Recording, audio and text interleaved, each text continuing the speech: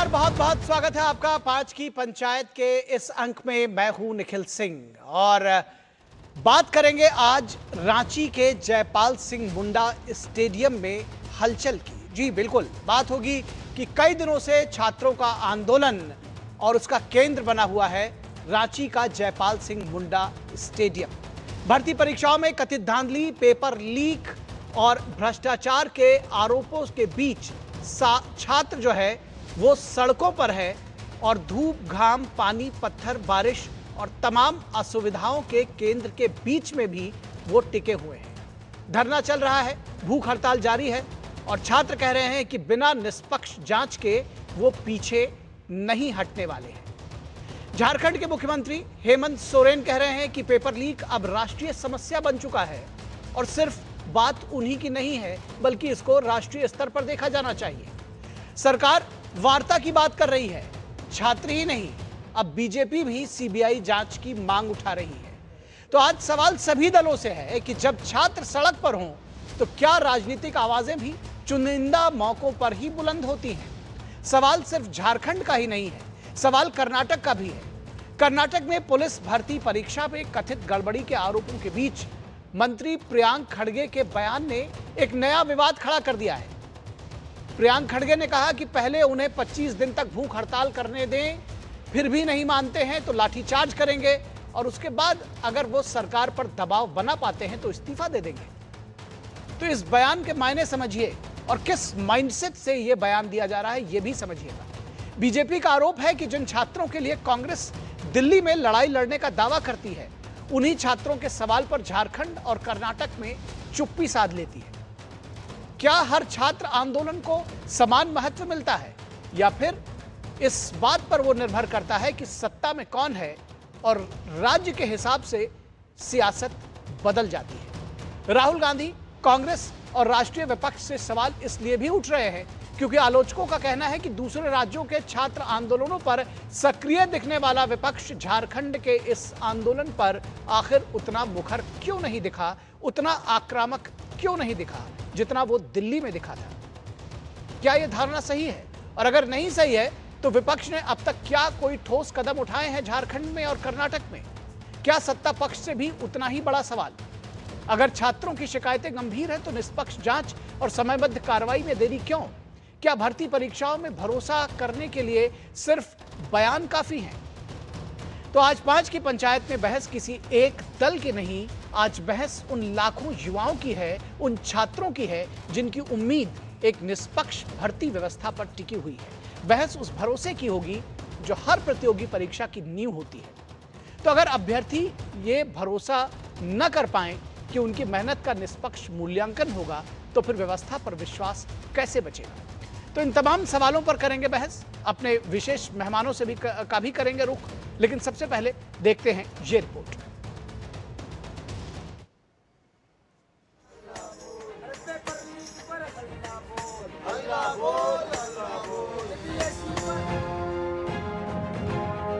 गठबंधन की सरकार में एक विधायक में भी इंसानियत नहीं है, जो लगातार 8 दिन से हजारों छात्र यहाँ बैठे हुए हैं, पूरे नेशनल मीडिया कवर कर रही है इस बातों को, उनके कानों तक नहीं जा रहे हैं। हम लोग को जब तक सरकार हम लोग की मांगे क्यों नहीं पूरी कर लेती तब तक हम लोग यहाँ पे अड़ी रहेंगे, अन्न त्याग देंगे। हम लोगों ने बहुत सारी रणनीति बना के देखी लेकिन सरकार अनसुनी कर रही है बातों को, कुछ भी हम बच्चों के हित में नहीं सोच रही है। तो ये बहुत ही बड़ी दुख की बात है। सारी चीजें हम लोगों ने करके देख लिया, एकमात्र आखिरी रास्ता हमारा ये अनशन बचा हुआ था, तो हम लोगों ने अन्न त्याग दिया है। अब हम लोग का आखिरी प्रयास है। हम लोग बहुत बार प्रयास किए लेकिन हम लोग ये जो भीड़ देख पा रहे होंगे, लोगों में इतना रुचि देख पा रहे हैं, ये आखिरी है। देखिए इस बार आर पार का लड़ाई है। जब स्टूडेंट्स को यहाँ पे अगर उनको भरोसा नहीं है सीआईडी पे, भाई आप सीबीआई को उसको जांच को आप दीजिए ना। जब आपको पता है कि आप गलत नहीं है तो फिर क्यों आप इतना डिले कर रहे हैं? सबकी एजेंसीज हैं, एजेंसी देश में कौन कौन सा है आप सबको पता है और कौन कौन किस तरीके से काम कर रहा है वो भी पता है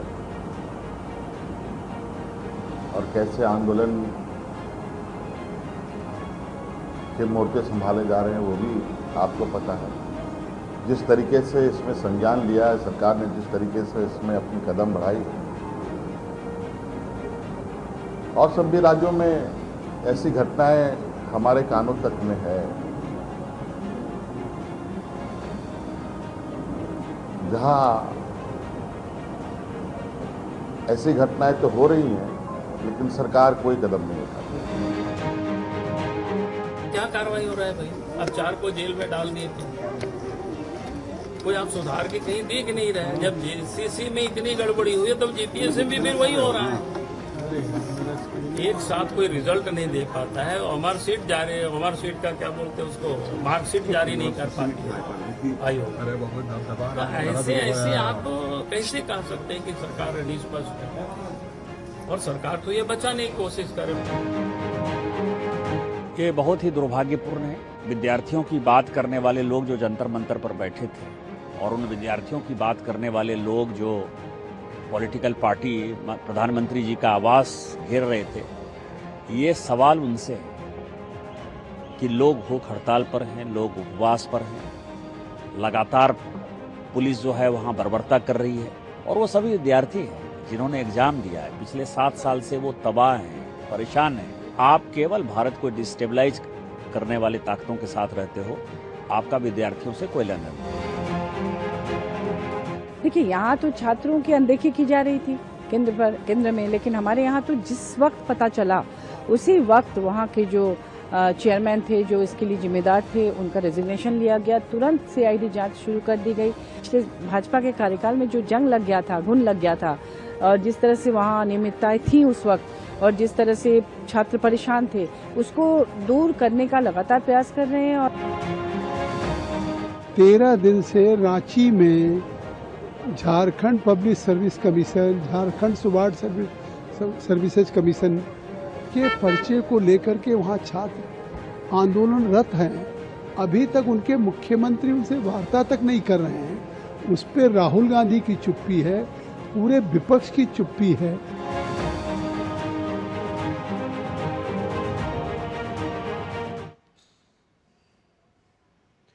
तो ये सवाल बार बार पूछा जा रहा है कि भाई 2 राज्यों में अगर अलग अलग छात्रों का आंदोलन हो रहा है, मुद्दा एक जैसा है, तो फिर पार्टियों का रवैया अलग कैसे हो सकता है? और अलग है तो इसका मतलब एजेंडा भी अलग है, सियासत भी अलग है और सवालों के जवाब देने पड़ेंगे। इस पूरे विषय पर बातचीत करने के लिए हमारे साथ खास मेहमानों का पैनल जुड़ा हुआ है। उनसे आपका परिचय करा दें। हमारे साथ रमाकांत महतो, जो कि स्टेट स्पोक्स पर्सन है बीजेपी के, हमारे साथ जुड़े हुए हैं। रमाकांत जी, बहुत स्वागत है आपका।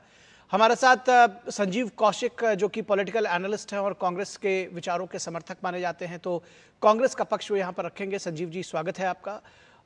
डॉक्टर नीलम मिश्रा, थोड़ी देर में जेएमएम की प्रवक्ता, भी हमारे साथ जुड़ेंगी। हर्षवर्धन त्रिपाठी, सीनियर जर्नलिस्ट हैं, हमारे साथ जुड़े हुए हैं। हर्षवर्धन जी, स्वागत है आपका। हमारे साथ दिवाकर कुमार, हमारे संवाददाता रांची से, वो भी जुड़े हुए हैं और उनके पास भी हम जाएंगे। सबसे पहले दिवाकर के पास हम सबसे पहले जाना चाहेंगे। दिवाकर, क्या हमारे साथ जुड़े हुए हैं? जी दिवाकर, आप हमको सुन पा रहे हैं? जी, मैं हूं। जी दिवाकर, हाँ, चूंकि मुझे बताया गया है कि वहाँ बहुत तेज बारिश हो रही है, बावजूद आप हमारे साथ जुड़े हुए हैं। क्या अपडेट्स हैं?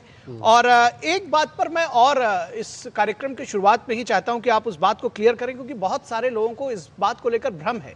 जो देवेंद्र महतो ने आज पानी पिया है, अनशन तोड़ा है और उसके बावजूद धरना उनका जारी है, और कुछ छात्र अभी भी धरने पर बैठे हुए हैं, इन दोनों का जो थोड़ा डिफरेंस है वो बताइए हमारे दर्शकों को, दरअसल चल क्या रहा है वहां पर?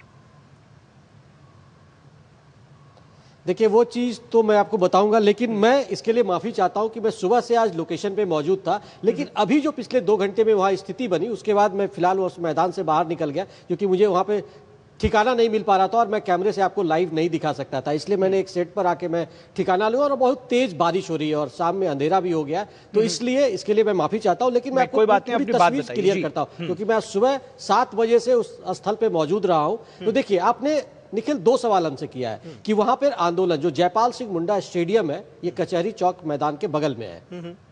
इस मैदान में फिलहाल 2 टेंट लगे हुए हैं। एक टेंट में देवेंद्र महतो बैठे हुए हैं और उनके साथ कुछ जो छात्र नेता है वो बैठे हुए हैं। देवेंद्र महतो अभी अब कोई विद्यार्थी वो नहीं है, वो छात्र नेता है। लेकिन दूसरी तरफ एक जो दूसरा टेंट है, जो लगातार हम लोग दिखा रहे थे, जिनके बच्चों की बात अभी आप सुना रहे थे, बाइट्स जिनकी आप सुना रहे थे, उसमें कुछ वैसे छात्र बैठे हुए हैं जिन्होंने जेपीएससी का एग्जाम दिया है, जेएससीसी का एग्जाम दिया है, आशुलिपि भर्ती परीक्षा में शामिल हुए हैं, उत्पाद परीक्षा में शामिल हुए हैं, शिक्षक नियुक्ति परीक्षा में शामिल हुए, ऐसे विद्यार्थी। और ये कारवां पिछले 2-3 दिनों से और बढ़ता चला गया। अब जो पिछले जेपीएससी 9वीं से लेकर 13वीं जेपीएससी जो हुआ था, उसके भी जो विद्यार्थी थे, परीक्षार्थी थे, वो भी इसमें शामिल हो गए हैं कि उसमें भी घोटाला हुआ है। तो ये आंदोलन दूसरी तरफ चल रहा है और एक देवेंद्र महतो का आंदोलन दूसरी। देवेंद्र महतो का कहना था कि हम सोनम वांगचुक अगर मुझे आश्वासन देते हैं तो मैं इस आंदोलन में उनको मैं अपना आदर्श मानता हूं और उसके जरिए मैं चीजों को आगे बढ़ा रहा हूं। तो जो दूसरे टिंट में आंदोलन चल रहा था, तो आज सोनम वांगचुक से फोन पर उनकी बात हुई देवेंद्र महतो की। उसके बाद उन्होंने पानी पिया, लेकिन बोला कि मैं भूख हड़ताल खत्म नहीं करूंगा।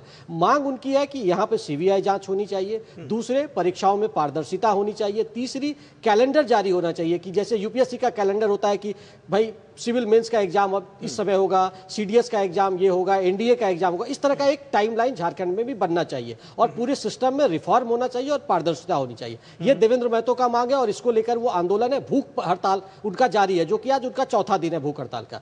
दूसरा आंदोलन जो छात्रों का चल रहा है, विशुद्ध छात्रों का आंदोलन, मैं इसलिए कहता हूं क्योंकि कल के प्रोग्राम में कोई 1-2 राजनीतिक विश्लेषक थे जिन्होंने कहा कि नहीं, यहाँ पर तो जो आपके पीछे दिख रहे हैं वो छात्र नहीं है, तो उन्होंने बकायदा फिर एडमिट कार्ड दिखाया, बहुत तरह की चीजें उन्होंने सामने लेकर आए। तो उस आंदोलन में भी सेम मांग, जो देवेंद्र महतो की मांग है वही मांग इनकी भी है। और लेकिन आज जो डेवलपमेंट कुछ हुआ है उससे लगता है कि सरकार अब थोड़ी सी झुकती हुई भी नजर आ रही है। हालांकि 14 गिरफ्तारियां सीआईडी की जांच के बाद झारखंड में हो चुके हैं और खुलकर ये प्रमाण निकल कर आ रहे हैं कि जो पीटी का एग्जाम हुआ है उसमें ओएमआर सीट में धांधली हुई है। तो लगातार छात्रों का मांग है कि ये जो 14वीं जेपीएससी पीटी का रिजल्ट हाल में जारी हुआ है उसको तत्काल रद्द किया जाए और इसके अलावा जो पिछले 5-6 वर्षों में झारखंड में जितने भी प्रतियोगी परीक्षाएं हुई है उसकी जांच कराई जाए। तो ये बहुत सारे मांग है, लेकिन आंदोलन का जो कारवा है वो लगातार बढ़ रहा है।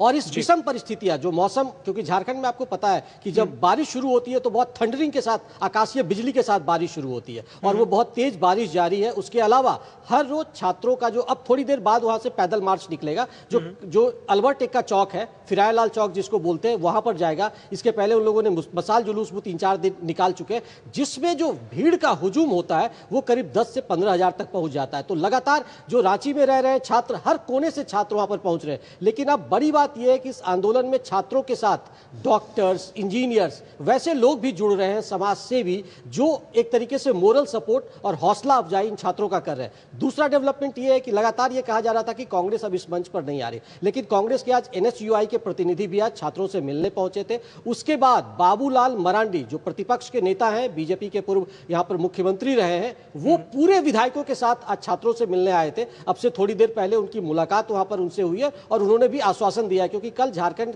विधानसभा का जो कल से सत्र शुरू हो रहा है, तो बाबूलाल मरांडी ने छात्रों को आश्वासन दिया है कि कल आपकी आवाज को हम विधानसभा में उठाएंगे। हालांकि 2-3 चीजें, देवेंद्र महतो का जो गुट है वो कल विधानसभा मार्च करेगा, 7 तारीख को आयसा की तरफ से विधानसभा मार्च करने का ऐलान किया गया है। लेकिन छात्र अपने जो उनके पूर्व घोषित, पिछले 1 हफ्ता पहले छात्रों ने घोषित किया था कि वो 10 तारीख को विधानसभा मार्च करेंगे, उस पर वो अभी भी अड़िग है। तो ये तमाम जो इस तरह के अपडेट्स हैं वो वहां पे आज दिन भर यही गतिविधियां रही है और शाम में अभी थोड़ी देर बाद छात्रों का पैदल मार्च निकलेगा। हालांकि सरकार की ओर से छात्रों को बातचीत का प्रस्ताव दिया गया था। एसडीएम जो रांची के हैं वो पहुंचे थे छात्रों के बीच और उन्होंने कहा कि मुख्यमंत्री आप लोगों से मिलना चाहते हैं और मुख्यमंत्री ने मिलने का समय उनको 4 बजे दिया था। लेकिन छात्रों ने मना कर दिया कि नहीं, हम आज तिरंगा यात्रा का हमारा शेड्यूल है तो फिलहाल हम नहीं मिलेंगे। अगर सीएम को मिलना है तो वो इस धरना स्थल पर पहुंचे, उसके बाद ही उनसे मुलाकात होगी और मुलाकात होगी मीडिया के सामने मुलाकात होगी, कोई बंद कमरे में मुलाकात नहीं होगी। तो ये तमाम तरह का डेवलपमेंट आज दिन भर रहा है। निखिल, ठीक है, ठीक है, बहुत धन्यवाद, आप हमारे साथ बने रहिए।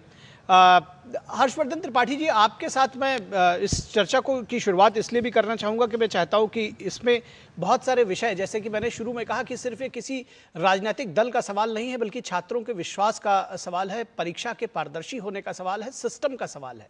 और ऐसे में जब बात राजनीतिक दलों की होती है तो आप किस नज़रिए से इसको देख रहे हैं? क्योंकि आरोप तो ये भी लगाया जा रहा है कि ये सिर्फ पेपर लीक का मामला नहीं है, ये तो सीट ही बेच लिए जाने का मामला है। यानी कि खेत ही मेड़ को खाने लगा है। सिस्टम जो पूरा है ऊपर से नीचे तक वो करप्ट है। और यहां पर सिस्टम करप्ट होने के साथ साथ आपने देखा कि किस तरह से इस पूरे आंदोलन को, जहां तक अभी जैसे जो बात दिवाकर कुमार ने, हमारे संवाददाता ने बताई कि आयसा का जो मार्च है वो 7 तारीख को ही हो जाएगा, 7 अगस्त को हो जाएगा, जबकि जो छात्र हैं, मुख्य छात्र हैं, उनका जो मार्च है वो 10 तारीख को होना है। तो इसकी जो सियासत वो भी शायद आप समझ रहे होंगे। मैं चाहता हूं कि हमारे दर्शकों को थोड़ा सीधे शब्दों में बताएं कि दरअसल ये है क्या। देखिए निखिल जी, सबसे पहले तो ये कि ये देखना बड़ा पीड़ादायी है कि पहले दिल्ली में छात्रों को लंबे समय तक प्रदर्शन करना पड़ा और अब झारखंड की राजधानी रांची में छात्रों को उसी तरह से जूझना पड़ा है। यहां तो फिर भी दिल्ली था, लाइमलाइट थी, सारे राजनीतिक दल उनके लिए पलक पावड़े बिछाए बैठे हुए थे। अंतरराष्ट्रीय साजिश के तहत उसको मदद भी मिली होगी। विदेश से आकर कुछ लड़के तिलचट्टा पार्टी बना लेते हैं, वो भी उसमें शामिल थे। वो सब कुछ यहां था। और तब यही आयशा वाली लड़की जो अभी 7 तारीख को ही विधानसभा चलो का नारा दे रही है, तब वो वहां जाके अनशन कर रही थी, यानी उनको मजबूत करने की कोशिश कर रही थी। तो देखिए, कम्युनिस्टों का तो हाल ये है कि हर जगह चले जा रहे हैं, उनको कहीं कोई पूछ नहीं रहा। देश में उनका हाल बहुत बुरा है। लेकिन क्या अब ये कोशिश हो रही कि जो ये छात्रों का विशुद्ध प्रदर्शन है, क्योंकि तिलचट्टा पार्टी का प्रदर्शन छात्रों का नहीं था, वो तो क्यूरेटेड मोटिवेटेड प्रदर्शन था। छात्रों की मांग जायज थी, जिसको सरकार ने माना, वो बहुत अच्छा है। वहां अभी तक किसी के भी मुंह से क्यों नहीं निकल रहा है कि हेमंत सोरेन को त्याग पत्र देना चाहिए? चलो इतना तो शर्म हया नैतिकता दिखाते कि चलो ठीक है शिक्षा विभाग छोड़ देते, नहीं हो पा रहा है अभी तक। और ये सिर्फ ऐसा नहीं है जो आपने कहा अभी, ये सिर्फ ऐसा नहीं कोई पेपर लीक हुआ है। जेपीएससी और जेएसएससी पूरी तरह से बिक गया है। छात्र जो आरोप लगा रहे हैं उनको अगर सुनिए तो किसी का भी व्यक्ति का जो सामान्य अवस्था वाला होगा उसका कलेजा कट जाएगा। वो कह रहे हैं कि यहां तो हर चीज का रेट फिक्स है। वो माड़ भात खाकर, वो दही चूड़ा खाकर, वो नमक दही चावल खाकर वो आंदोलन कर रहे हैं। तिरपाल नहीं लगाने दिया था। वहां बच्चे धूप में और बारिश में बैठे हुए हैं। और कमाल की बात यह है कि राहुल जी हमारे शहर प्रयागराज में जा रहे हैं छात्रों की गूंज करने। ठीक है, करें गूंज, कोई दिक्कत नहीं, वो उनका अधिकार है। लोकतंत्र में वो एलओपी है, उनका अपना अधिकार है। क्योंकि पिछली बार जब प्रयागराज में किया था तो वहां छात्र प्रतीक्षा करते रह गए थे, वो विदेश घूमने चले गए थे, उनके लिए प्रायोरिटी विदेश घूमना था। लेकिन अभी तो सबको रांची जाना चाहिए था। अभी तो झारखंड के छात्रों की बात उठानी चाहिए थी। कमाल ये है कि झारखंड के छात्रों की बात, कर्नाटक के छात्रों की बात, पंजाब के छात्रों की बात, क्या वो इसलिए नहीं उठाएंगे कि वहां भारतीय जनता पार्टी की सरकार नहीं?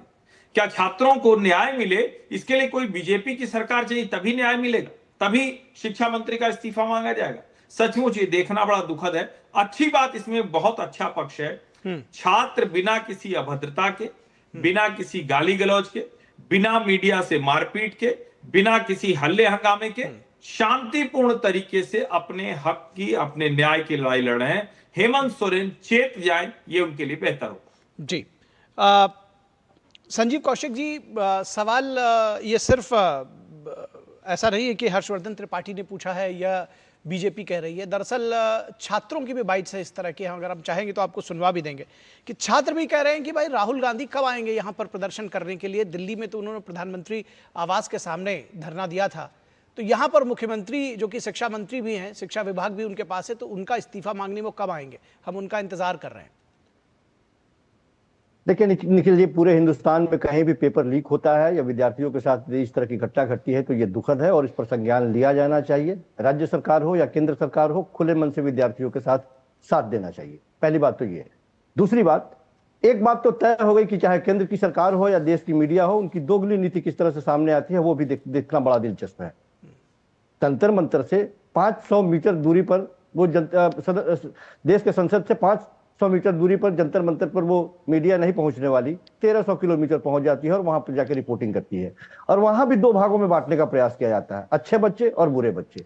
किसका मोटिव क्या है? कमाल की बात है। ये दर्द जो केंद्र सरकार को दर्द होना चाहिए, क्या वो अब मीडिया को दर्द होने लगा, वो चुभने लगा? क्यों साहब, बच्चे वहां भी है, बच्चे यहां भी थे।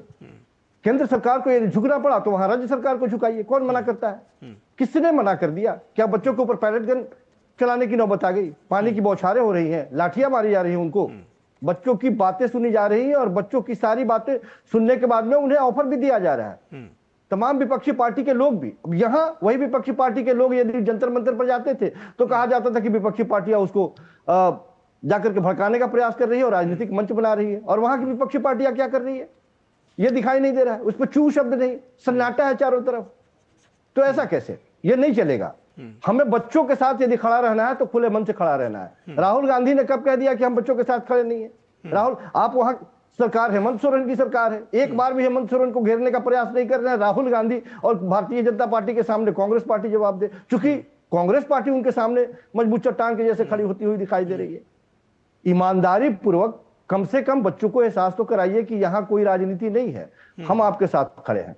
और तमाम उन स्टेट की बात मैं कर रहा हूं, चाहे किसी स्टेट में इस तरह की बात हो, यदि विपक्षी पार्टियां खड़ी होती है तो हम भी उसके साथ हैं, होना चाहिए।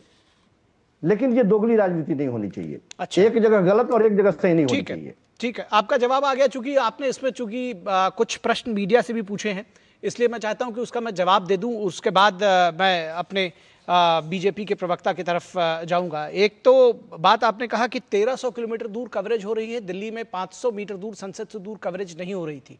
मुझे लगता है कि जो भी दर्शक इसको देख रहे होंगे और जो भी हमारे पैनलिस्ट हैं वो मेरी बात से सहमत होंगे कि जितना कवरेज दिल्ली के जंतर मंतर पर मिला, मुझे लगता है कि आज की डेट तक भी वो कवरेज अभी वहां का उसको नहीं मिला है। तो आपका ये आरोप लगाना तो बिल्कुल सिरे से ये है कि कुछ कहने के लिए आप कुछ कह रहे हैं। अदरवाइज जिस तरह से वहां का जो दुर्दशा है और जो बात है, मैं अभी दोबारा जाऊंगा अपने रिपोर्टर के पास वो जानने के लिए कि किस तरह से बच्चे वहां पर संघर्ष के साथ में अपना जो धरना है उसको जारी रखे हुए हैं। लेकिन यहां पर जिस तरह से बिरयानी बट रही थी और जिस तरह से यहां पर एक पूरा इकोसिस्टम लगा हुआ था, वो इकोसिस्टम वहां पर दिखाई नहीं दे रहा है। तो आपका यह कहना कि 1300 किलोमीटर दूर कवरेज हो रहा है, ये शायद आपकी ज्यादा परेशानी है। आपको लग रहा है वो कवरेज आखिर हो ही क्यों रहा है, क्यों उसको दिखाया जा रहा है, क्यों नहीं यहां का दिखाकर उसके बाद फिर मीडिया शांत हो गई थी। शायद आपको यह लग रहा होगा। यह जरूर है कि मीडिया का एक वर्ग जो यहां पर उन चीजों को बढ़ा चढ़ाकर देता था वो वहां मौजूद नहीं है। सवाल उस पर भी पूछे जाएंगे। एक बात। दूसरी बात, आपने कहा कि बच्चों को बांटने की कोशिश की जा रही है। बच्चों को बांटने की कोशिश नहीं की जा रही है। एक साफ तौर पर यह देखा जा सकता है कि किस तरह से गालियां, किस तरह से अभद्र भाषा का प्रयोग वहां पर हुआ था। एक बाइट, एक स्टेटमेंट किसी भी झारखंड के इस आंदोलन में किसी बच्चे का नहीं आया है। और तीसरी बात मैं उसमें यह भी जोड़ दूं कि जो देवेंद्र महतो के लोग वहां बैठे हुए हैं वो छात्र नेता हैं, उनको इन बच्चों ने अपने आंदोलन में शामिल नहीं होने दिया। इस बात को अभी दिवाकर कुमार और बेहतर तरीके से बता देंगे। तो आप ये भी समझिएगा कि और जिस आयशा की, जिस बच्ची की बात हो रही कि वो जाएंगी वहां पर प्रदर्शन करने के लिए, वो भी इस बात को समझा जा सकता है कि वो कैसे उसको हाईजैक करने की कोशिश कर रही हैं।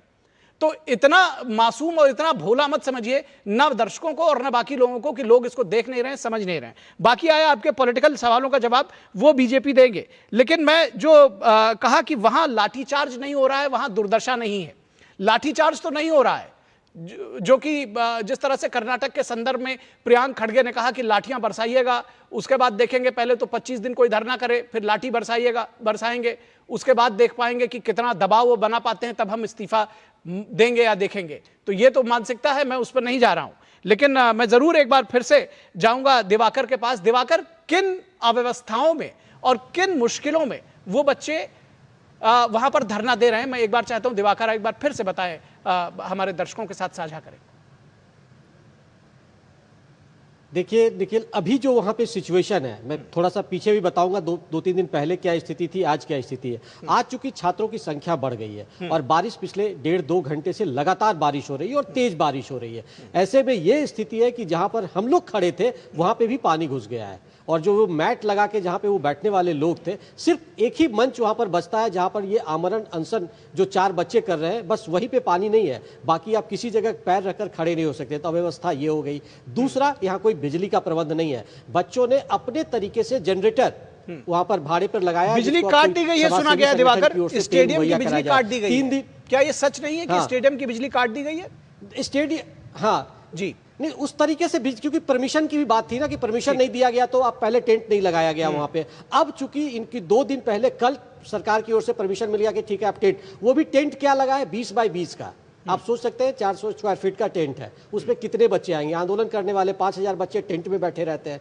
तो स्थिति आप समझ सकते हैं कि कितना क्योस है। उसके अलावा बारिश चूंकि कंटिन्यू हो रहा है और वो एक स्टेडियम है, स्टेडियम में खुला मैदान है वो, तो वो कीचड़ वाली स्थिति है, तो पूरे मैदान में कीचड़ की स्थिति हो गई है। तो ये एक व्यवस्था तो है ही, लेकिन दूसरी बात ये भी है कि लोगों को ये समझना चाहिए कि जब छात्र आंदोलन कर रहे हैं और वो घरों से दूर है और जो रांची में परीक्षार्थी हैं, विद्यार्थी जो रह रहे हैं, वो तमाम लोग उनके सपोर्ट में अब खड़े हो रहे हैं। तो ये आंदोलन लगातार बढ़ रहा है। ऐसे स्थिति में वहाँ पे अब इंतजाम बढ़ाने की आवश्यकता है और सरकार को इस पर संज्ञान भी लेना चाहिए कि ये जो व्यवस्थाएं हैं वो कुव्यवस्था की स्थिति ना हो जाए। तो इसलिए थोड़ा सा उस पर संज्ञान लेने की जरूरत है और उसको देखना भी चाहिए। चूंकि कल से विधानसभा, मैं लगातार इसीलिए बात को जोड़ दे रहा हूं कि अब चूंकि कल से विधानसभा का सत्र शुरू हो रहा है, तो अब इसमें गहमा गहमी और ज्यादा तेज होगी। क्योंकि मैंने पहले भी बताया कि देवेंद्र महतो वाला जो गुट है वो कल विधानसभा मार्च करेगा। 7 तारीख का आयशा का मार्च है और 10 तारीख को इन छात्रों ने मार्च रखा है। और भारतीय जनता, क्योंकि देखिए पहले, आज सबसे पहले, अभी तक पॉलिटिकल हैपनिंग वहां पर नहीं हुआ था,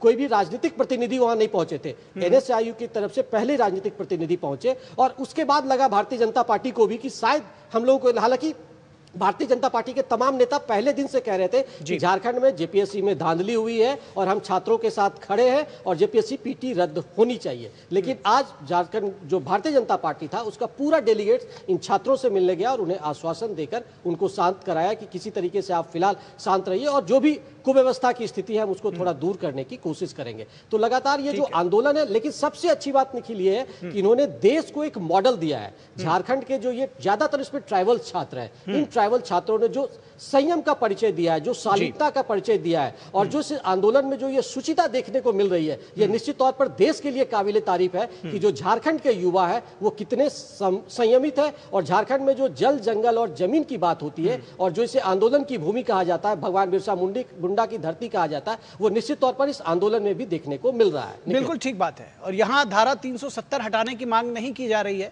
यहाँ पर उस तरह का राजनीतिक आंदोलन नहीं किया जा रहा है। नहीं, तो बिल्कुल ही नहीं।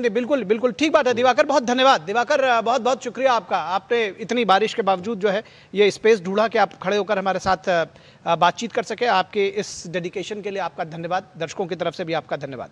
लेकिन धारा 370 हटाने की मांग नहीं हो रही है। मुझे लगता है कि इस बात को संजीव जी बहुत ध्यान से सुन रहे होंगे।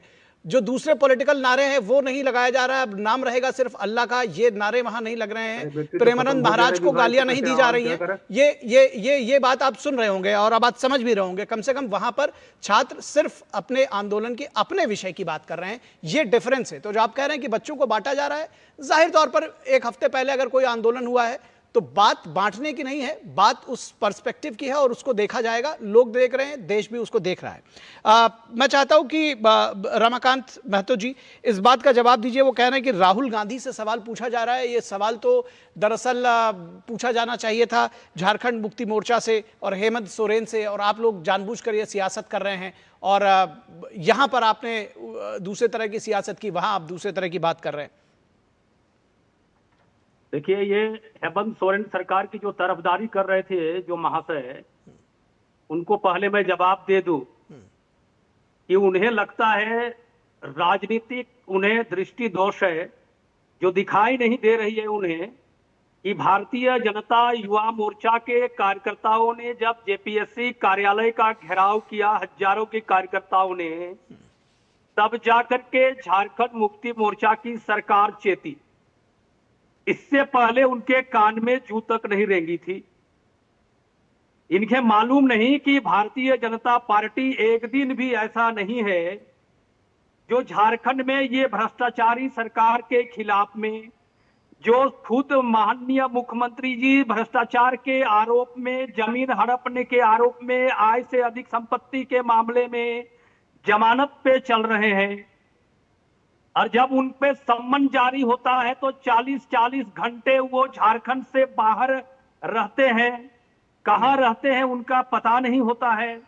और ये आंदोलन जब महात्मा गांधी जी के, राष्ट्रपति जी के बापू वाटिका से प्रारंभ होते हुए मारांग गोमके का मतलब वो महाशय जानते हैं कि नहीं जानते हैं, वो भी उन्हें समझा देता हूं। मारांग गोमके का मतलब होता है बहुत महान नेता, महान व्यक्तित्व, जो भारत के संविधान के भी सदस्य, संविधान सभा के भी सदस्य थे। उनके स्टेडियम में, उनके नाम के स्टेडियम में यह आंदोलन चल रहा है और 12 दिन से अधिक हो गए ये आंदोलन। आज तक सरकार ने संज्ञान लेने का काम नहीं किया और ये पूरे देश उद्वेलित हो गया, पूरे झारखंड उद्वेलित है। आज नेशनल चैनलों को क्या आवश्यकता पड़ी कि आज झारखंड उनका केंद्र बिंदु बना हुआ है। तो इन्हें मालूम नहीं कि जिन परजीवी कांग्रेस पार्टी की चर्चा कर रहे हैं। कल हेमंत सोरेन जी का, माननीय मुख्यमंत्री जी का बयान आया, उन्होंने कहा कि नहीं, मैं सीना चीर करके मैं नहीं दिखा सकता कि मैं क्या संज्ञान ले सकता हूं, क्या कर सकता हूं। अरे भैया, आपने सीना चीरने की जरूरत नहीं है, आपने तो जमीन चीर करके यहाँ का माइंस लूट लिया, बालू लूट लिया, यहाँ की नौकरियों को आपने बेच दिया। कौन सी नीति के तहत वो यहाँ के नियोजन का काम कर रहे हैं? उनका तो कोई नीति नहीं है। जो भारतीय जनता पार्टी के नेतृत्व ने जो नीति बनाई थी, उन्होंने इन्हें डिजॉल्व किया और बिना नीति बनाए यहाँ पे केवल और केवल नौकरी बेचने का ये काम कर रहे हैं करोड़ों रुपया में। और ये क्यों ये सीबीआई जांच नहीं चाहते? ये इसलिए सीबीआई जांच नहीं चाहते हैं ये, चूंकि ये झारखंड मुक्ति मोर्चा के और हेमंत सोरेन जी के परिवार के वहां माननीय सदस्य हैं वहां जेपीएससी में। मैं नाम गिना दे रहा हूं। झारखंड मुक्ति मोर्चा के प्रधान महासचिव और प्रधान प्रवक्ता की पत्नी श्रीमती अजिता भट्टाचार्य जी वर्षों से वहां जेपीएससी के मेंबर हैं। अनिमा हंसदा जी हेमंत सोरेन जी की धर्म पत्नी, कल्पना सोरेन जी की रिलेटिव है। ये कांग्रेस पार्टी के घोटालेबाज मंत्री जो सलाखों के पीछे चले गए थे, हाल में वो बाहर निकले हैं, उनके रिश्तेदार जमाल अहमद जी वहां पे हैं। और ये इतने कारनामे हैं वहां पे, तो ये चाहते हैं कि सीआईडी जांच करे और सीआईडी जांच इसको लीपापोती करे और लीपापोती करके जो ये रास्ता माननीय मुख्यमंत्री के दरवाजे तक पहुंचता है, क्योंकि कार्मिक विभाग और स्कूली शिक्षा विभाग और उनके ही शेडो सीएम जो यहाँ पे हैं सुदीप सोनू जी, उनके साथ उच्च शिक्षा विभाग है, ये सभी आदमी सलाखों के पीछे चले जाएंगे। क्योंकि माननीय मुख्यमंत्री खुद जमानत पे चल रहे हैं, ये क्या संज्ञान लेंगे? और लेने का भी होता तो क्या कल ये माननीय गुरु जी का, उनके माननीय पिताजी जो संघर्षशील व्यक्तित्व के धनी थे गुरु जी के, क्या उस दिन भी इनको यही संज्ञान लेने का था? जयपाल सिंह स्टेडियम में जहां मारांग गोमके के स्थान पे ये आंदोलन चल रहा है, जिन्होंने झारखंड आंदोलन की शुरुआत की थी 1932 में और झारखंड आदिवासी महासभा का उन्हें गठन करके आंदोलन की शुरुआत की थी, इतना तो शर्म आनी चाहिए कांग्रेस पार्टी को। जिस कांग्रेस पार्टी ने उस आंदोलन को खरीदने और कुचलने का काम किया था, उस पार्टी को तोड़ने का काम किया था, वो क्या कांग्रेस पार्टी जवाब देगी? ठीक है, ठीक है, कांग्रेस पार्टी इस बात का आपकी जवाब देगी और मैं संजीव कौशिक के पास आऊंगा इन आपके सवालों का जवाब लेकर के। लेकिन मैं हर्षवर्धन त्रिपाठी को यहाँ पर एक बार फिर से जोड़ना चाहूँगा। हर्षवर्धन त्रिपाठी जी, क्या राहुल गांधी से सवाल जो पूछा जा रहा है वो गलत है? क्योंकि अभी आपने सुना कि संजीव जी ने कहा कि भाई राहुल गांधी से क्यों सवाल पूछा जा रहा है, सवाल तो हेमंत सोरेन से पूछा जाना चाहिए। क्या राहुल गांधी की कोई जिम्मेदारी नहीं बनती? नहीं, देखिए, राहुल गांधी से कोई सवाल नहीं पूछा जा रहा है। वो किसी जिम्मेदार पद पर हैं भी नहीं और जिम्मेदारी से उनका दूर दूर तक नाता भी नहीं है। क्योंकि अगर जिम्मेदारी होती तो ये सवाल पूछने की जरूरत थोड़ी ना पड़ती कि वो क्यों प्रयागराज जा रहे हैं। अगर जिम्मेदारी होती तो उनकी पार्टी की सरकार उसमें सहभागिता है, तो वो कहते हैं ना कि हेमंत सोरेन जी से मेरी बात हुई है या हमारे प्रदेश अध्यक्ष गए हैं, ये बातचीत हुई है और हम इस तरह, उनको इससे कोई मतलब नहीं है। राहुल गांधी और प्रियंका गांधी पूरी तरह से, वो जब आरजी कर के मुद्दे पर नहीं बोले, दोनों भाई बहन वहां नहीं गए, और सचमुच ये बड़ी चिंता की बात होती है कि छात्रों का मसला हो, कोई ऐसा गंभीर मसला हो, उस पर भी इस तरह की राजनीति हो रही। भारतीय जनता पार्टी शासित राज्यों में अगर ऐसी गड़बड़ी है, बिल्कुल उसके खिलाफ आंदोलन करिए। लेकिन अगर छात्रों का मुद्दा है तो झारखंड, कर्नाटक में भी वो आवाज सुनाई देनी चाहिए। मुझे लगता है उनसे सवाल नहीं पूछा जा रहा है, उनको आईना दिखा रही जनता, और वहां के छात्र बोल रहे हैं। लगातार वो रिपोर्ट्स आ रही हैं, उनसे वो साफ साफ कह रहे हैं कि भाई यहाँ इस वक्त हमारे साथ कोई नेता क्यों नहीं आ रहा। और जब वो नेता की बात कर रहे हैं तो वो साथ में कहते हैं कि हमें कोई राजनीतिक सपोर्ट नहीं चाहिए, लेकिन आप हमारी आवाज तो उठाइए, हमारी बात तो करिए, मत आइए हमसे मिलने, लेकिन कम से कम हमारी बात तो करिए। और हेमंत सोरेन अभी तक वहां जाकर उनसे बात तक नहीं कर पाए। मुझे तो समझ में नहीं आता, नेता कितनी मोटी चमड़ी के होते हैं, शर्म हया सब खत्म कर देते हैं। वहां बच्चे इस तरह से आंदोलन कर रहे हैं और उनसे बात तक करने को तैयार नहीं, और ऊपर से पता नहीं कैसे साहस होता है कि टेलीविजन चैनलों पर आकर उनके समर्थक लोग इस तरह की बात करते हैं। सचमुच ये बड़ी चिंता वाली बात है और सचमुच पीड़ा वाली बात है कि छात्रों के मुद्दे पर इस तरह ही राजनीति हो रही है। ठीक बात है। और मैं कम से कम फिर भी संजीव कौशिक जी के साहस को एक प्रशंसा करूंगा कि वो जुड़े हैं इस विषय पर और कम से कम बातचीत कर रहे हैं। मुझे बताया जा रहा है कि जो झारखंड मुक्ति मोर्चा के स्पोक्स पर्सन है, उन्होंने तो जुड़ने से ही इनकार कर दिया है। वो कहते हैं कि भाई हम इस विषय पर बातचीत नहीं करेंगे, कोई दूसरा टॉपिक हो तो बताइए। तो आज के समय में झारखंड में उनसे दूसरे विषय पर बातचीत करने का कोई तुक नहीं बनता है। तो जो उनका स्टैंड है वो बात खास तौर पर समझा जा सकता है। और रही बात संजीव कौशिक जी, आप बार बार इस बात को कह रहे हैं कि भाई उनसे सवाल क्यों पूछा जा रहा है, तो सवाल तो जाहिर तौर पर उनसे पूछा ही जाएगा। और ये भी हम आपसे उम्मीद करेंगे कि कर्नाटक में कोई कार्रवाई अगर आप लोग कर रहे हो तो उसके बारे में भी जानकारी दें, और किस तरह से कांग्रेस दबाव बना रही है वहां पर, कम से कम झारखंड में छात्रों के साथ खड़ी दिखे। ये तो बात होनी भी चाहिए, जिस तरह से अभी कहा हर्षवर्धन जी ने, लेकिन कोई कार्रवाई होती हुई दिखनी भी चाहिए ना। लेकिन निखिल भाई, निश्चित तौर पे नेताओं की चमड़ी बहुत मोटी होती है और इसका एक उदाहरण मैं भी दे रहा हूं। मुझे उम्मीद है कि हर्षवर्धन जी तवज्जो देंगे मेरी बातों पे। आरओ एग्जाम 2023 यूपी पीसीएस के द्वारा कराया गया। 24 में एग्जाम प्री कराया गया, बच्चे एग्जाम देकर वापस निकले। 25 के शुरुआती दौर में उसका मेंस एग्जाम हुआ। निकलने के बाद में अचानक ये बात क्लियर हुई कि नहीं, ये परीक्षा पेपर लीक हो चुका है और कैंसिल हुआ। 26 में एग्जाम कंडक्ट कराया गया मेंस, और उसके बाद में 419 अभ्यर्थी उसमें से पास हुए। सरकारों की चमड़ी कितनी मोटी होती है उसके बारे में हम बता रहे हैं।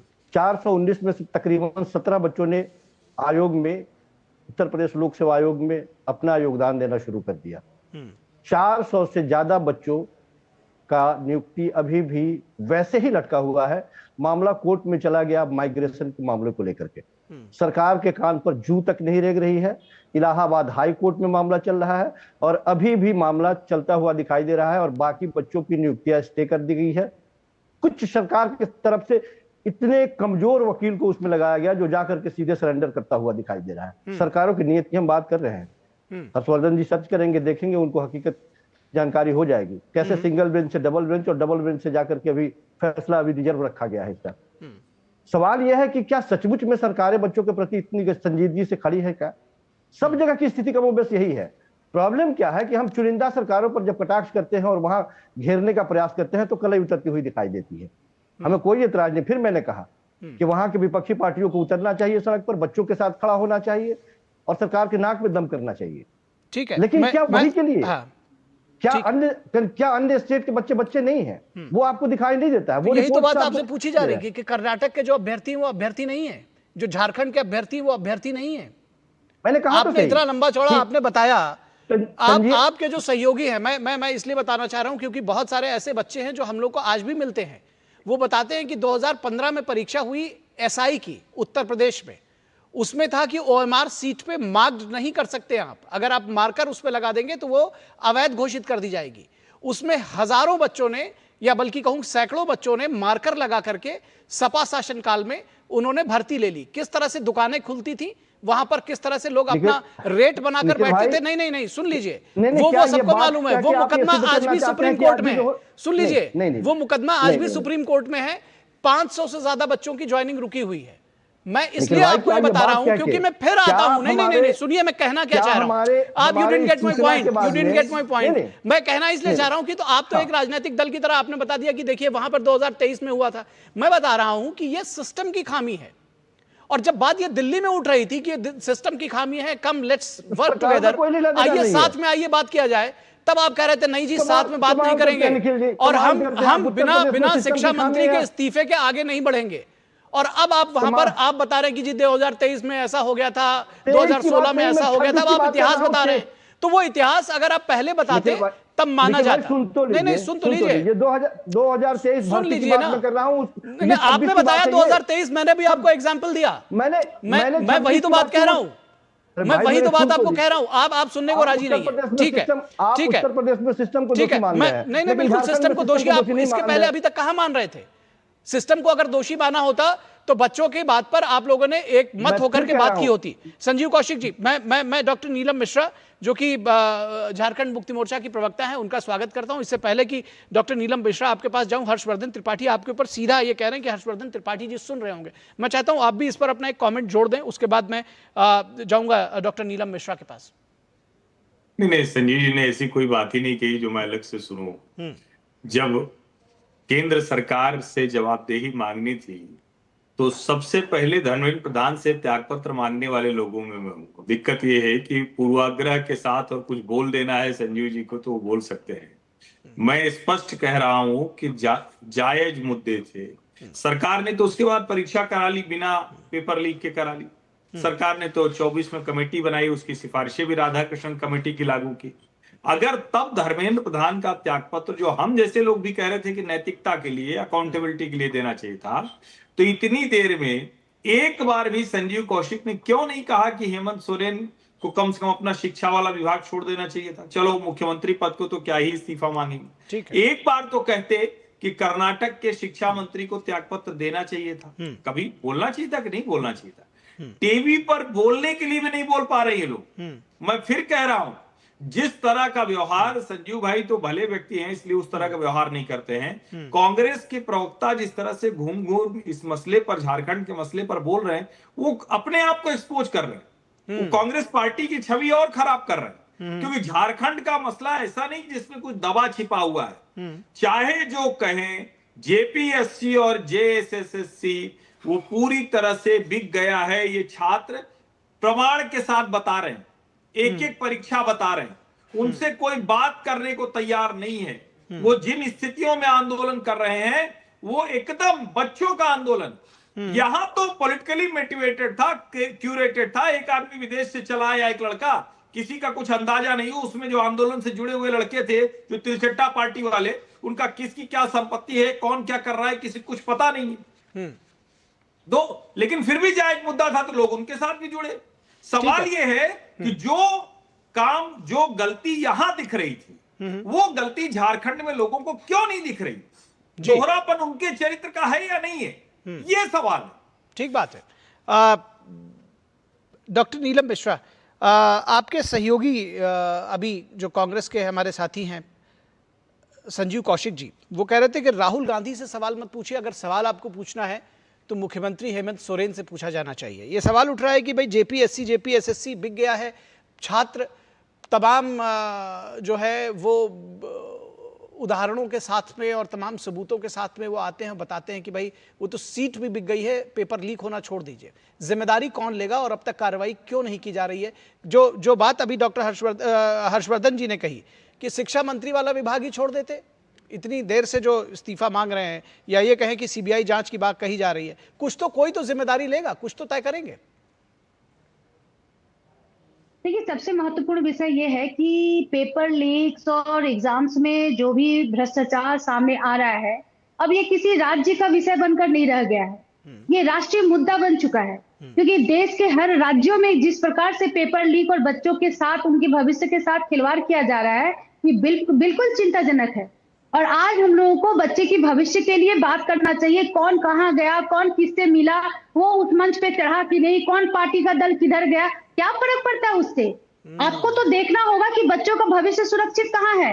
यहाँ हेमंत सोरेन जी डे 1 से एक्शन में है, ये तो ऐतिहासिक है। मैं हर डिबेट में बोल रही हूँ, ये पहले मुख्यमंत्री है जो रातों रात जैसे उनको सूचना मिलती है रातों रात कार्रवाई करते हैं। सीआईडी जांच बैठता है, छापा पे छापा चल रहा है, रेड पे रेड लग रहा है, 12 से 15 लोग गिरफ्तार हो चुके हैं। जेपीएससी अध्यक्ष को रिजाइन देना पड़ा और पूछताछ लगातार चल रहा है। और जो आपका टीसीएल के जो मेन मैनेजर है अभय तिवारी, वो खुद गिरफ्तार हो चुके हैं, उनसे पूछताछ चल रही है। और आंसू का जो बेटा का नेता है, आंसू नेता का जो बेटा है सुमन सौरभ, वो मुख्य अभियुक्त है, वो पकड़ा चुका है। तो इस प्रकार से ताबड़तोड़ कार्रवाई चल रही है। और हेमंत सोरेन बार बार मीडिया से आकर के बात कर रहे हैं बच्चों के लिए, वो हमेशा वो दिखा रहे हैं कि बच्चों के साथ किस प्रकार से संवेदनशीलता उनके मन में है और कितना गंभीरता के साथ इस विषय को लिए हुए हैं। लेकिन यहाँ पे जब भी मैं डिबेट में आती हूँ, कौन राहुल गांधी क्यों नहीं आया, तो अखिलेश यादव क्यों नहीं आया, वो वहां क्यों नहीं गया, क्यों भाजपा के लोग गए थे क्या जंतर मंतर पे? मैं पूछना चाहती हूँ। ठीक है, आपकी बात का जवाब ले लेते हैं। नैतिकता इनको तो इस विषय पे चर्चा करने करने के योग्य नहीं है, बेशर्मी की हद होती है। ठीक है सर, ठीक है मैडम, ठीक है, जवाब ले लेते हैं। रमाकांत महतो जी ये कह रही हैं कि भाई ये मुद्दा तो बहुत संवेदनशील है और सिर्फ राज्यों तक सीमित नहीं रह गया है और अब ये राष्ट्रीय मुद्दा बन गया है। एक हफ्ते पहले इन लोगों के क्या रिएक्शंस थे वो हम सबको याद है, लेकिन अब ये कह रहे हैं कि हेमंत सोरेन जी डे 1 से एक्टिव हैं और आप लोग के पास नैतिक साहस नहीं होना चाहिए कि आप उनसे इस बारे में सवाल पूछें। नीलम मिश्रा जी को लगता है मेमोरी ठीक नहीं है, उनको जरा स्मरण शक्ति मजबूत कर लेनी चाहिए कि हेमंत सोरेन जी कब से कार्रवाई कर रहे हैं। जब से भारतीय जनता युवा मोर्चा के कार्यकर्ताओं ने ऐलान किया, विशाल मसाल जुलूस रात को निकाला गया संध्या को, और दूसरे दिन घोषणा हो गई कि जेपीएससी ऑफिस का घेराव किया जाएगा, तो डर से ही जेपीएससी के माननीय अध्यक्ष ने रिजाइनेशन मार दी और उसके बाद ये कार्रवाई करना शुरू करते हैं। और प्रकट कब होते हैं? ये 12 दिन के बाद ये प्रकट होते हैं राज्य में। उसके बाद ये बाहर घूमते हैं, पता चलता है संज्ञान लेते नहीं है। रांची में घटा, जेपीएससी ये में घटा, सत्ता के लेकिन महकमे और विलासिता में डूबे हुए हैं। नीलम जी आप बीच में मत बोलिए। नीलम जी डॉक्टर नीलम मिश्रा जब आप कह रही थी तो कोई नहीं बोल रहा था। आपकी बारी आएगी अभी, आप जवाब दे लीजिएगा जी। आप पहले सुनिए। पहले नीलम जी, आप बहुत जेएमएम के काबिल प्रवक्ता हैं, आप ये तो बताइए कि जेपीएससी जी के जो चेयरमैन जो रिजाइनेशन दिया, उन्होंने क्या बयान दिया था? उन्होंने कहा था कि माननीय मुख्यमंत्री जी के आग्रह पर मैं चेयरमैन बना और यहाँ पे सुधार की बात की, लेकिन वहां पे तो झारखंड मुक्ति मोर्चा और कांग्रेस पार्टी के मेंबर ही, जो पार्टी के लंबे अरसे से जुड़े हुए हैं, उनके घर वाले मेंबर बन गए, तो वह कहां से होगा? इससे पहले नीलिमा केरकेट्टा जी, तो मैरी नीलिमा केरकेट्टा जी चेयरमैन थी, उन्हें जेपीएससी के एक भी मेंबरों ने उन्हें काम करने नहीं दिया। सरकार ने उसे प्रताड़ित किया और जाते जाते उन्होंने सरकार को लिख के भी दिया कि मुझे काम करने नहीं दिया। अच्छे चेयरमैन को तो काम करने नहीं दिया जाता है। और जहां तक है भारतीय जनता पार्टी दबाव ना दी होती तो आप कभी कार्रवाई करते नहीं। ठीक है, चलिए जवाब ले लेते हैं, 1 to 1 जवाब ले लेते हैं बहुत जल्दी जल्दी में। आपको अरे जेपीएससी ठीक है ठीक है नीलम जी सवाल पूरे सुन लीजिए पहले उनके। नीलम जी उनके सवाल सुन लीजिए, मैं आप ही के पास आ रहा हूँ। नीलम जी थोड़ा सा धैर्य रखिए।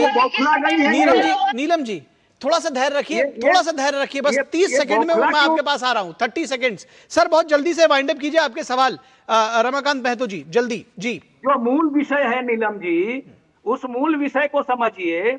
आप जेएसएससी में और जेपीएससी में जो नियुक्तियां कर रहे हैं, ये कौन सी नीति के तहत कर रहे हैं? आपके पास तो कोई नीति नहीं है, बिना नीति का आप यहाँ पे नियुक्तियां कर रही हैं, बाहरियों को नौकरियां बेच रहे हैं आप। कौन सी नीति है आपके? डॉक्टर नीलम मिश्रा जवाब दीजिए। ठीक है सर आ गया डॉक्टर नीलम मिश्रा। नीति और नियम ना सिखाए, जिसने हर नीति को त्यागा, जिसने हर नियम को तोड़ा, जिसने भ्रष्टाचार की पराकाष्ठा को छुआ, जिसने सभी भ्रष्टाचारियों को अपने पार्टी में शामिल करके ऊंचे मैडम चलिए ठीक है, अब मैं इस पर दरअसल नहीं चलिए आप सब लोग शांत हो जाइए। आप लोग सब लोग शांत हो जाइए। दरअसल मैं ये समझ रहा था नीलम मिश्रा जी, आपके पास क्या पॉलिसी है ये अगर आप बता सकती हो तो बताइए, आरोप लगाने के सिवा। ये पॉलिसी बताएगी क्या वो? नहीं, एक मिनट थोड़ा उनको मौका तो दीजिए सर, उनको मौका तो दीजिए। डॉक्टर नीलम मिश्रा, मैं ये चाहता हूं, आरोप प्रत्यारोप तो पिछले 50 मिनट से चल रहा है, मैं ये चाहता हूं कि अगर आपके पास, क्योंकि छात्रों के हित जो है वही आखिरी है और वही सर्वोपरि है, तो अगर आपके पास कोई पॉलिसी है और इन बातों का जवाब है कि अगर भ्रष्टाचार में आकंठ डूबे सिस्टम ने, चेयरमैन ने यह आरोप लगाया, तो उन बातों को पर क्या संज्ञान लिया अब तक, क्या कार्रवाई की गई? जिस तरह से बताते हैं कि झारखंड मुक्ति मोर्चा के मुख्य प्रवक्ता हैं, उनकी पत्नी हैं, वो अभी तक वहां पर अभी भी डटी हुई हैं, क्यों नहीं हटाया गया इन लोगों को? कैसे विश्वास जमेगा छात्रों का? ये सवाल हैं, इनके जवाब दीजिए। बिल्कुल जवाब मैं देने के लिए आई हूं। मेरा ये मानना है कि जो सीआईडी जांच कर रहा है, सीआईडी किसी को तो चेहरा देख करके छोड़ नहीं रहे, वो तो सबकी जांच हो रही है। रिपोर्ट आने का इंतजार हम लोग को करना चाहिए। दूध का दूध पानी का पानी होगा। चिल्ला चिल्ली करके क्या होगा? भाजपा के मुंह में हमेशा थप्पड़ पड़ेगा, इस बार भी पड़ेगा। और किस प्रकार से आंसू का बेटा इसमें संलिप्त पाया गया है, सुमन सौरभ, और ये बात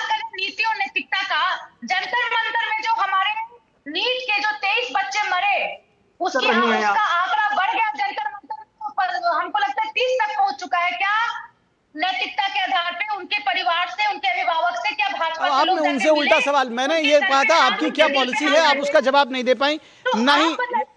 नहीं, मैं चाह रहा हूं कि अगर एक कोई अच्छी डिबेट हो, मैं ये उम्मीद कर रहा था। आप जानबूझ करके झारखंड के युवाओं के भविष्य को आप गर्त में ले जा रही हैं। चलिए बहुत धन्यवाद। मैं ये उम्मीद कर रहा था डॉक्टर नीलम मिश्रा कि आप सच में कोई पॉलिसी बताएंगे कि भाई हमने ये पॉलिसी बनाई है और अब हम इसमें ये चेंजेस करेंगे, क्योंकि शुरुआत में आपने कहा कि ये एक राष्ट्रीय मुद्दा बन गया है, हर राज्य में पेपर लीक हो रहा है। तो जिस राज्य में हो रहा है, अगर आपके यहाँ हो रहा है तो डील आप ही करेंगी ना, क्योंकि राष्ट्र के स्तर पर तो एक मुद्दा, एक ये जो पूरा मैटर था, एक नया कानून लेकर आया गया और उसमें ये देखा जा रहा है कि किस तरह से फास्ट ट्रैक कोर्ट्स बने और चीज़ों को बेहतर किया जा सके। लेकिन कम से कम झारखंड मुक्ति मोर्चा से और उनके राज्य के लोगों से ये उम्मीद की जा रही थी कि वो एक बेहतर सिस्टम बनाए, कम से कम पॉलिसी लेकर के आए और इसको जब कोई डिबेट हो तो उसमें बता सकें कि हमारी ये पॉलिसी है और हम सिस्टम को चेंज कर रहे हैं। लेकिन ये भी उनके पास नहीं है, सिर्फ आरोप प्रत्यारोप के सिवा। रमाकांत महतो जी, संजीव कौशिक जी, डॉक्टर नीलम मिश्रा, हर्षवर्धन त्रिपाठी, दिवाकर कुमार हमारे संवाददाता जुड़े थे, आप सभी का शुक्रिया। लेकिन ये बात यहाँ पर एक बार तय हो जानी चाहिए और ये बात सामने इस डिबेट के बाद ये साफ तौर पर समझा जा सकता है कि जैसा कि पहले कहा जा रहा था डे 1 से, वो भी आज फिर एक बार स्पष्ट हो गया कि नेता छात्रों के भविष्य को लेकर चिंतित नहीं है, वो अपने अपने भविष्य और अपने राजनीतिक दलों के भविष्य को लेकर चिंतित हैं। और शायद यही वजह है कि झारखंड में जो छात्र धरने पर बैठे हैं उनको इस तरह का समर्थन नहीं मिल रहा है। 5 की पंचायत में बस इतना ही, इजाजत दीजिए, नमस्कार।